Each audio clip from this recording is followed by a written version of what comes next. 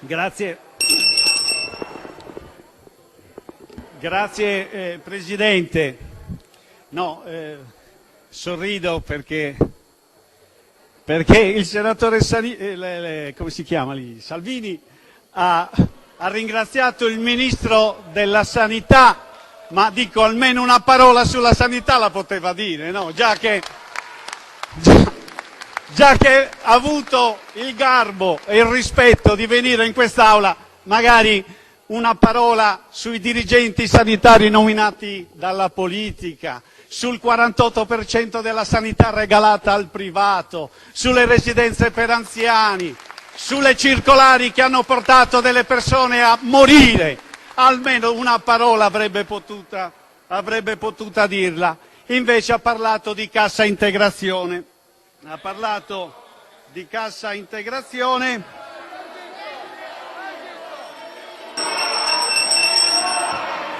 Allora, per Di cortesia, cassa integrazione leggiamo dal portale INPS che su 8,4 beneficiari potenziali.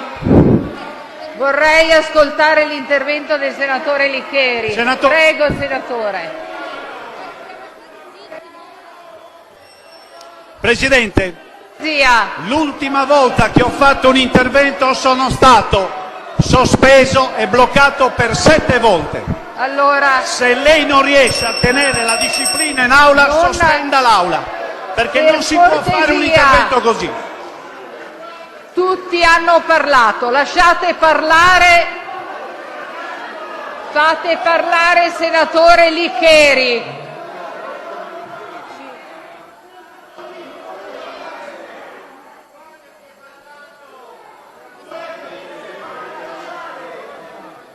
Allora, senatore Licheri, Su 8,4 ma nessuno mi beneficiari. deve...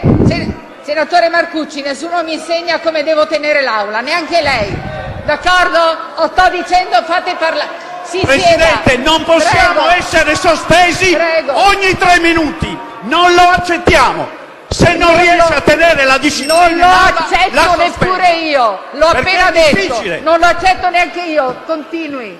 Su 8,4 beneficiari potenziali di cassa integrazione, 7.600.000 hanno avuto la cassa integrazione pagata. Dati presi dal portale dell'INPS. Chi ancora aspetta sono 420.000 lavoratori che non hanno ancora inviato il famigerato SR41, cioè il modulo con l'IBAN del lavoratore. Ma non è questo il punto, Presidente. Il punto è che non si può fare politica in questa maniera, perché altrimenti non riusciamo a capire l'importanza e la gravità del momento che stiamo vivendo, che non può essere ridotta con il numero dei disoccupati. In questo momento negli Stati Uniti ci sono 40 milioni di lavoratori in fila che aspettano il sussidio di disoccupazione. La Francia ha un tasso di disoccupazione che è salito a doppia cifra. Sono 25 milioni i disoccupati in questo momento in Europa. Non interrompete. E allora,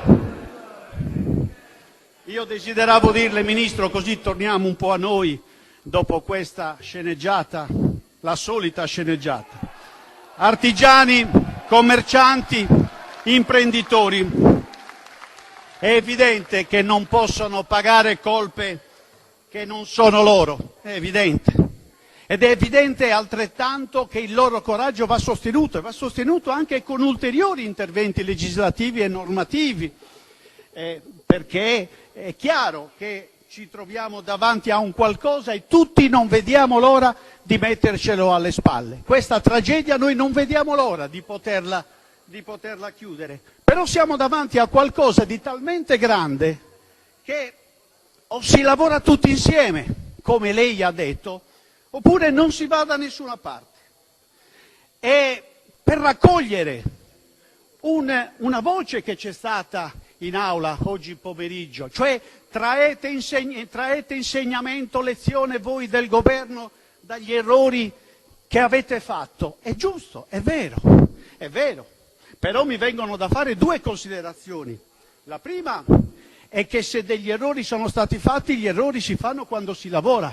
Chi chiacchiera non commette mai gli errori, non commette mai gli errori. Il secondo insegnamento che ci deve dare il coronavirus è che nessuno può fare da solo.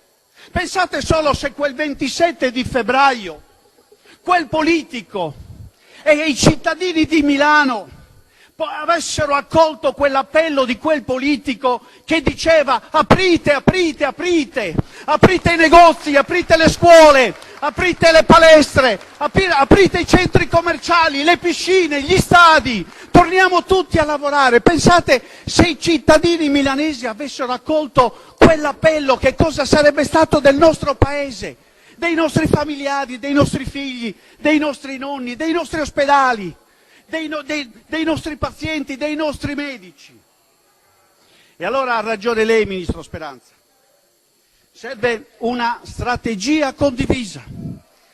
Serve una strategia condivisa perché lei ci ha detto quella che poi era una realtà davanti a tutti. Noi con questo virus ci dovremo convivere per parecchio tempo.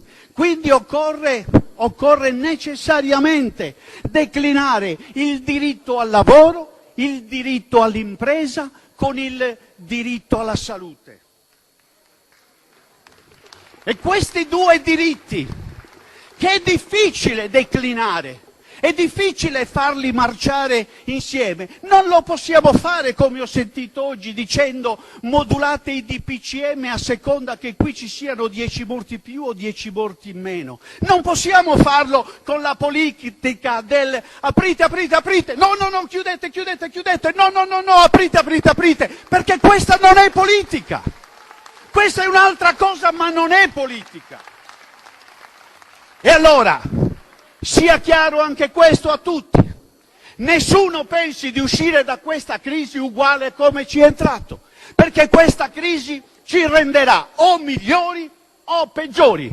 E allora decidiamo, o decidiamo di aizzare la rabbia della gente legittima, o decidiamo di gonfiare le paure della gente legittima, oppure ci sediamo e incominciamo a progettare un paese che sia più forte, che sia più moderno per i nostri figli. Abbiamo due strade, l'una esclude l'altra però. Perché vede, senatore Romeo, lei sa la simpatia che io porto per lei. Lei dice non tocchiamo le autonomie regionali. È vero, è giusto. Le autonomie regionali, come ci ha detto pochi giorni fa il Presidente della Repubblica, sono una risorsa per questa nazione. Ma le autonomie regionali non significa dire con i cittadini che sono morti in Lombardia sono morti nostri. Sono cittadini morti nostri. E tu Stato non te ne devi occupare. No, non è così, non è così. Noi se vogliamo iniziare una seria riflessione su come è stata gestita la crisi in Lombardia, facciamolo, ma non ci riduciamo a un botta e risposta, non ci riduciamo a un botta e risposta politico. Incominciamo a capire come sono morte quelle persone, se qualcuno ha colpa grave, se qualcuno ha dolo, se qualcuno si è voltato dall'altra parte, se qualcuno ha lucrato su quella crisi.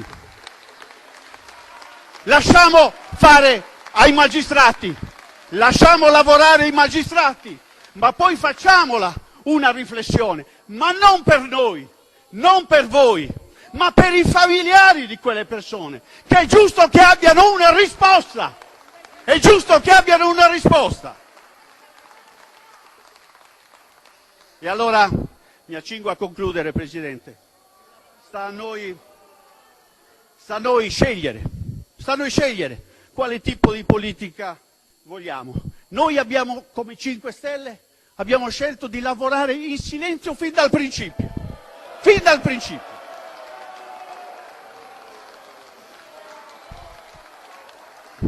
E abbiamo scelto quella politica della responsabilità, cioè quella politica che faceva sì che le tragedie venissero evitate, che si potessero contare meno morti possibili. E la politica delle regole, anche impopolari, certo, anche impopolari, anche regole che erano fastidiose, come è stato detto in quest'Aula tante volte oggi pomeriggio. Erano regole fastidiose, erano regole che non facevano like, erano regole che non facevano audience, ma l'abbiamo fatto per quel senso di responsabilità che abbiamo sentito sulla nostra pelle, guardando i medici e gli infermieri che lavoravano con quello spirito di sacrificio. E allora, signor Ministro, a nome del gruppo del Movimento 5 Stelle, le dichiaro il voto favorevole alla risoluzione di maggioranza, perché lo dobbiamo a quei 34.000 morti e alle loro famiglie, lo dobbiamo ai medici e agli infermieri che sono deceduti nell'esercizio del loro lavoro, perché il loro sangue e le loro lacrime meritano la verità, e lo dobbiamo soprattutto a chi in questi mesi, lungi dal dare il cattivo esempio che si sta dando in questi giorni, ha rispettato le regole e continua a rispettarle. Per quelle persone noi le diamo la fiducia con coraggio e in libertà.